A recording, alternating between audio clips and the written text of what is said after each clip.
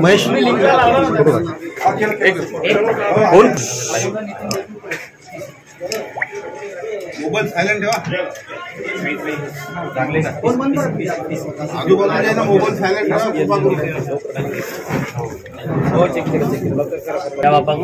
विधान परिषदच्या 20 तारखेला जवळपास 4-5 वाजता निवडणुका संपल्या।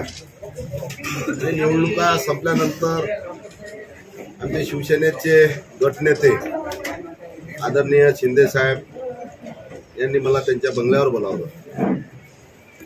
शिवसेनेचे गटनेते म्हटल्यावर गटनेत्याचा आदेश पाळणं हे आमदाराचे कर्तव्य असते। त्यानुसार मी त्यांच्या बंगल्यावर गेलो। तिथून आम्ही चहा पाणी वगैरे घेतला आणि औरंगाबाद कोल्हापूरचे आमदार प्रकाश आंबेडकर आणि मी असं माननीय शिंदे साहेबांच्या गाडीमध्ये आम्ही दोघं मागं बसलो। साहेब समोर होते। असं करत आम्ही ठाण्यापर्यंत गेलो। ठाण्याहून पालघरला गेलो आणि पालघरला एका ठिकाणी तिथं थांबलो आणि चहा पाणी वगैरे घेतलं।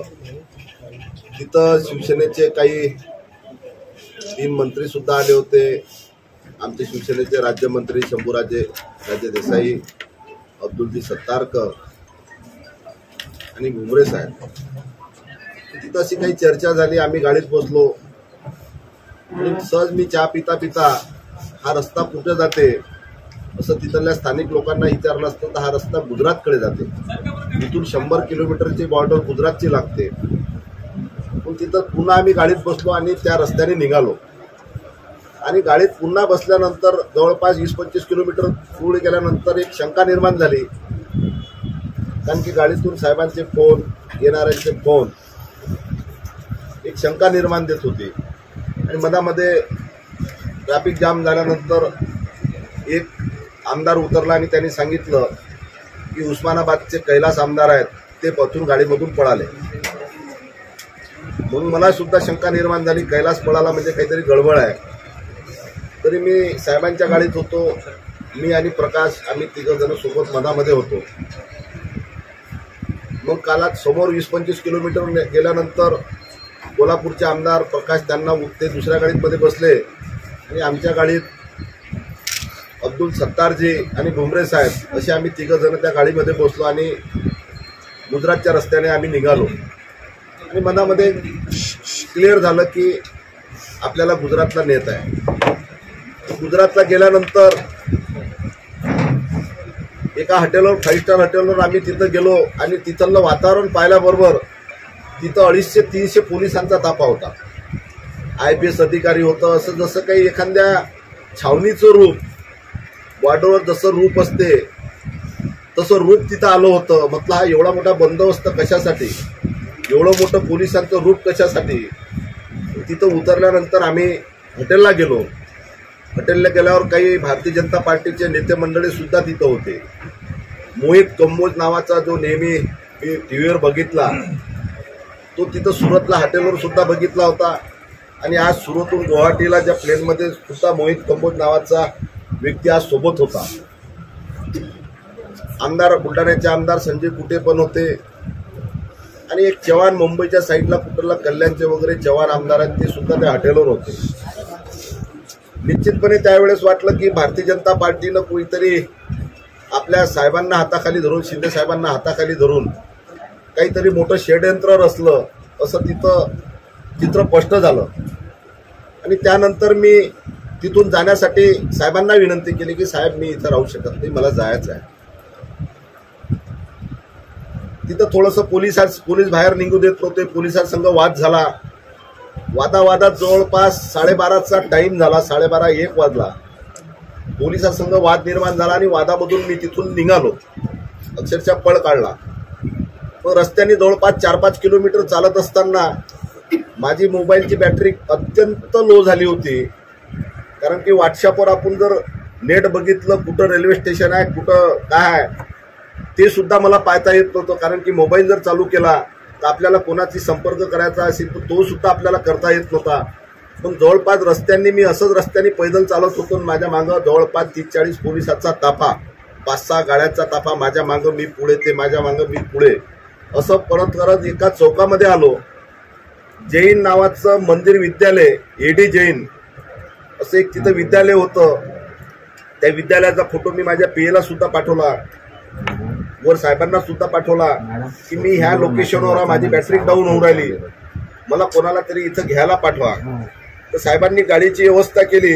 माझं बोलणं पोलीस लोक ऐकतच होते. येणारं कोणत्या वाहनमध्ये मला बसू देत नव्हते, येणारा ट्रकमध्ये त्या ट्रकमध्ये मला बसू देत नव्हते. एक दहशतीचं वातावरण तिथं निर्माण झालं होतं. आणि त्यानंतर 3-3:30चा टाइम झाला आणि मला गाडी घेण्यासाठी येईल असं त्याचे चित्र लक्षात आल्यानंतर मला 20-25 पोलिसांनी उचललं. कोणी पाय पकडले, कोणी कंबर पकडली, कोणी हात पकडले आणि जबरदस्तीनं मला लाल रंगाच्या गाडीमध्ये टाकलं. लाल रंगाच्या गाडीमध्ये टाकल्यानंतर मला सरकारी दवाखान्यामध्ये नेण्यात आलं. मला कोणत्या प्रकारची बिमारी नाही, कोणत्या प्रकारचा मला त्रास होत नाही. मग जबरदस्तीनं आपल्याला सरकारी दवाखान्यामध्ये कशामध्ये नेलं, हा एक माझ्या मनामध्ये एक चिंतन आणि चर्चा सुरू होती. मी मनातल्या मनात विचार करत होतो की आपल्याला इकडे कशासाठी आणलं. आणि दवाखान्यात नेलं असता काही पोलीस लोक, काही कर्मचारी आणि तिथले डॉक्टर लोक स्वतः वैयक्तिक असे साईडला जाऊन चर्चा करत होती.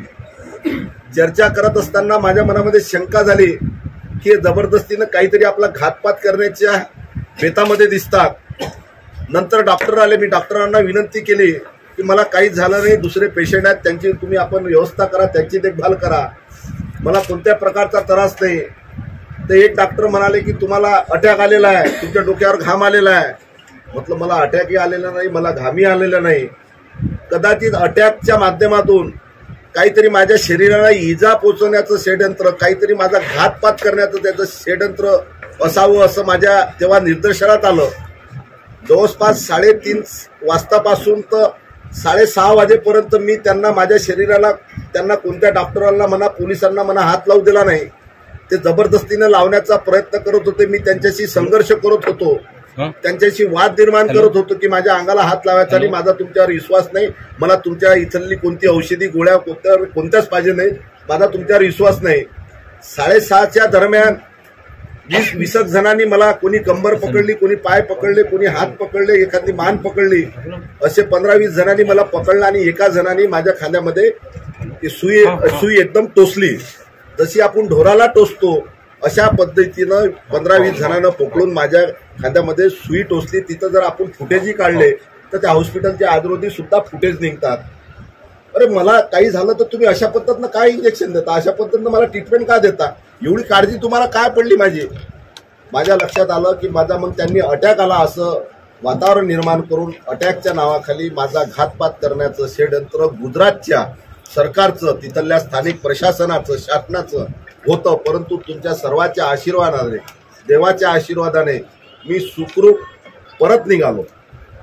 नंतर आज मग माझ्या लक्षात आलं की आपण शक्तीपेक्षा व्यक्ती श्रेष्ठ, शिवाजी महाराजाची आपण रणनीती जोपर्यंत ऐकत नाही तोपर्यंत आपण इथून पळ काढू शकणार नाही.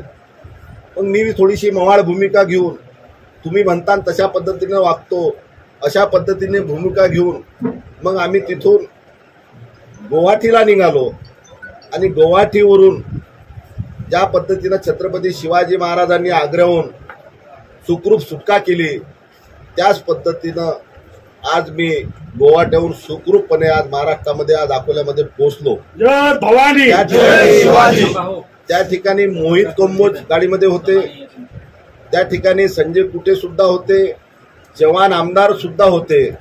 ह्या सर्वांच्या माग नाव जरी शिंदे साहेबांचं दिसत असेल, पण या सर्वांच्या माग षडयंत्र, खरं मुख्य षडयंत्र हे भारतीय जनता पार्टीचं आहे. आज रोजी मी ज्या मतदारसंघाचा आमदार आहो, नितीन देशमुख म्हणून मला लोकांनी मतदान दिलं नाही, शिवसेनेचा आमदार म्हणून मला जनतेने मतदान दिलं. माझ्या पदाधिकाऱ्यांना दिवसाचं रात माझ्यासाठी केलं. मग आमचे शेवकराम मामा असो, उमेश भाऊ असो, आमचे तालुका प्रमुख असो, आमचे सर्व पदाधिकारी असू द्या, यांनी जीवाचं रान करून शिवसेनेच्या उमेदवाराला निवडून दिलं. त्याच पद्धतीनं आज रोजी जे गुवाहाटीमध्ये आमदार गेलेले आहेत, कोणाचा दुसरा टर्न आहे, कोणाचा तिसऱ्यांदा आमदार झालेले आहेत, ह्या आमदारांनी कमीत कमी, माझी विनंती आहे तुमच्या प्रसार माध्यमातून, हे माझं आव्हान त्यांच्यापर्यंत आपण पोचवावं की आपण जे आमदार झाले, आपण स्वबळावर आमदार झाले नाही.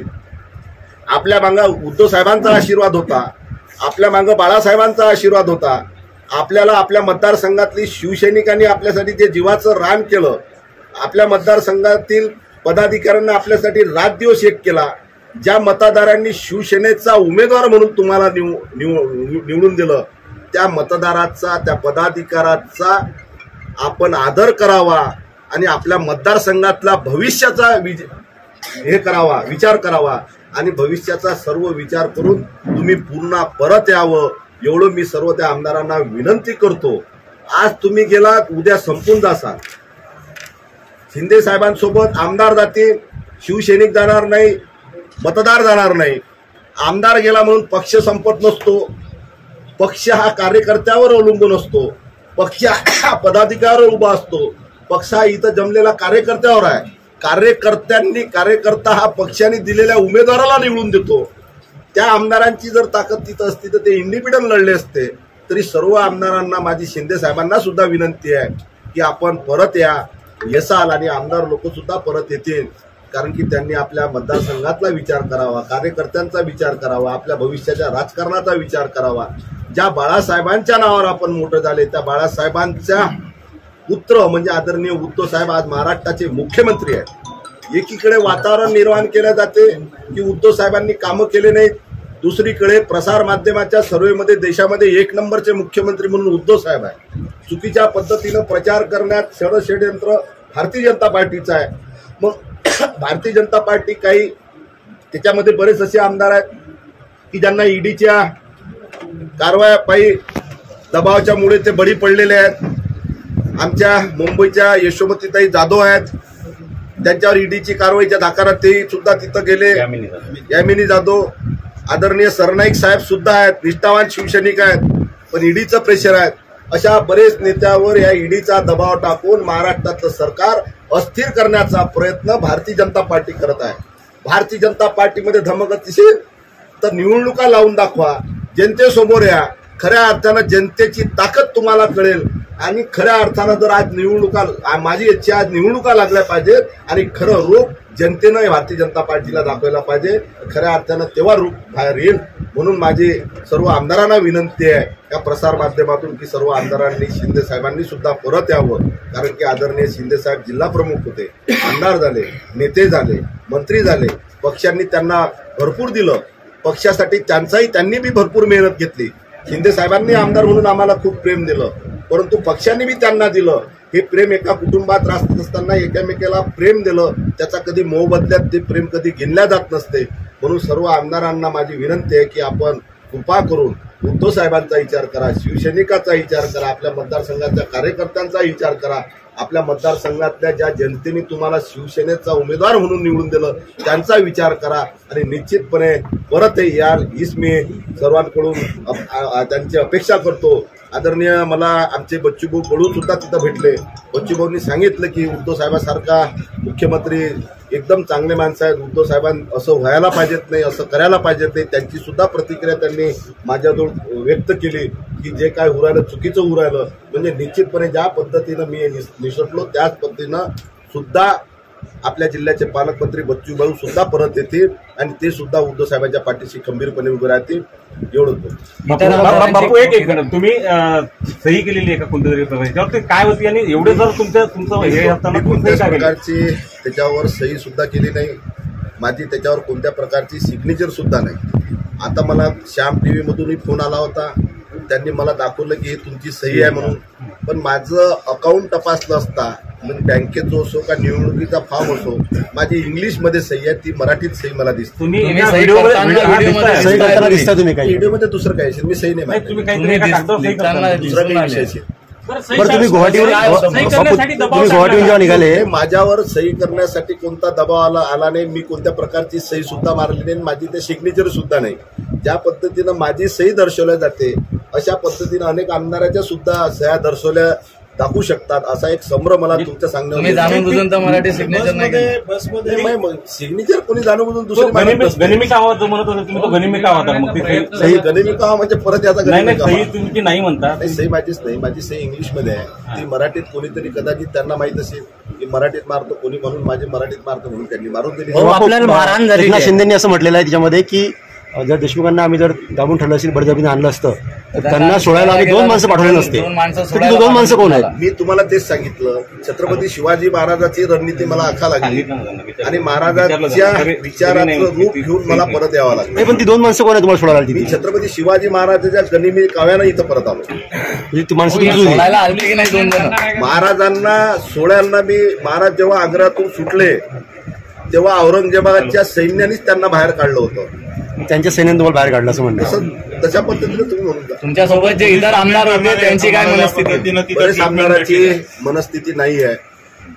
बरेच आमदारांना पक्षामध्येच राहायचं आहे.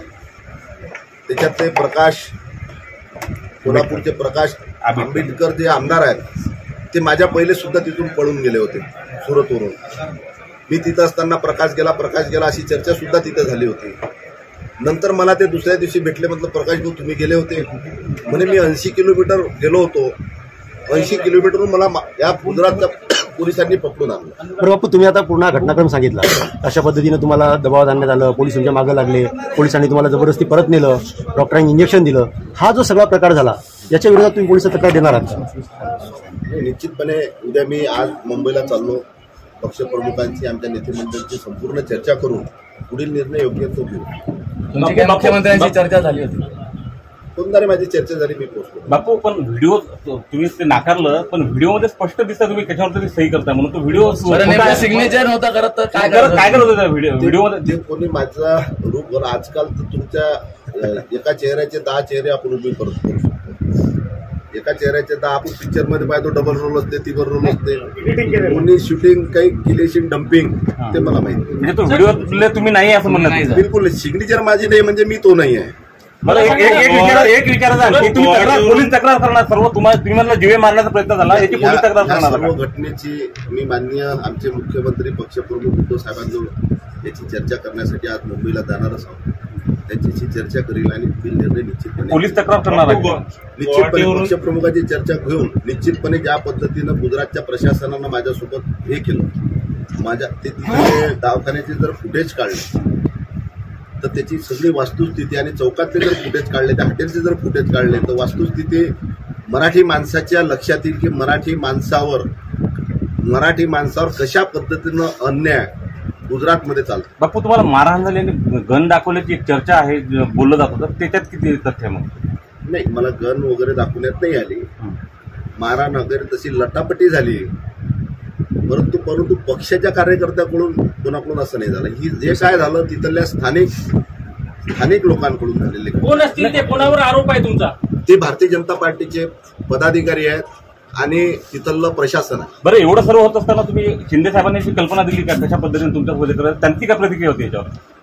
मी शिंदे साहेब मला दवाखान्यात भेटायला आल्यावर त्यावेळेस मी कल्पना दिली त्यांना, त्यांनी ती ऐकली सुद्धा.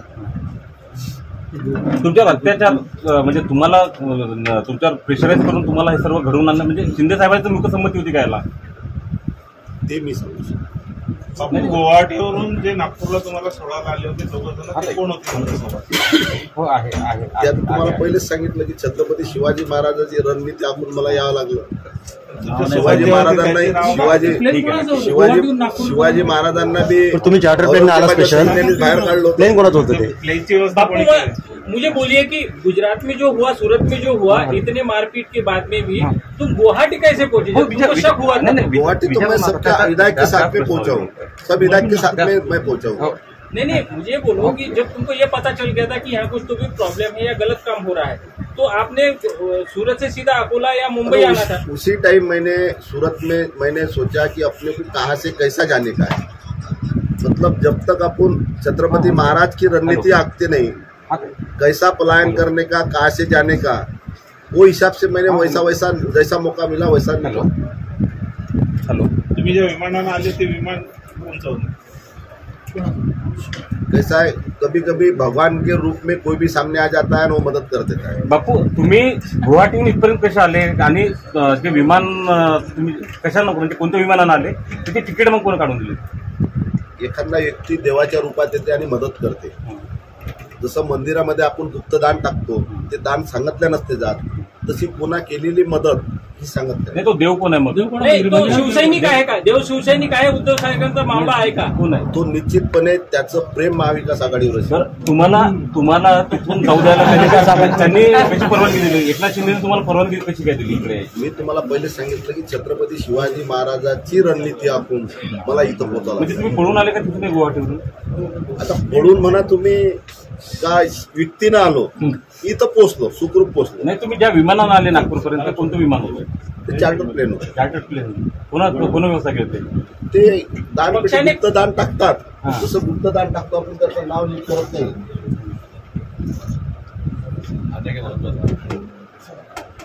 बापू, फक्त व्हिडिओबद्दल फार पूर्ण महाराष्ट्राला उत्सुकता आहे की त्या व्हिडिओत तुम्ही नाही म्हणता, पण ते व्हिडिओ आहेत त्याच्यात तुमच्या बाजूबाजूला आमदार दिसत आहेत दुसरे. नेमकं ते डमी होते ते डमी होते की काय? मग ते मी तुम्हाला सविस्तर माहिती आहे, मला जेवढी माहिती होती.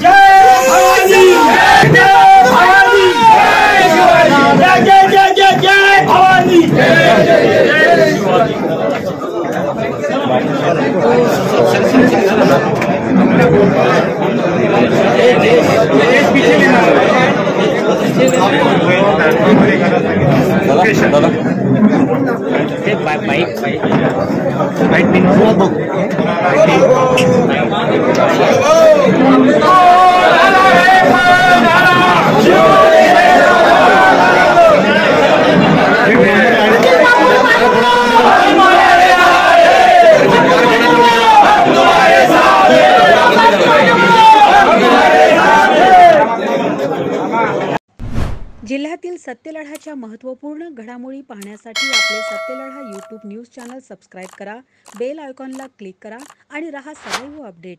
जाहिराती व बातम्यांकरिता संपर्क संपादक सतीश देशमुख 9970321817.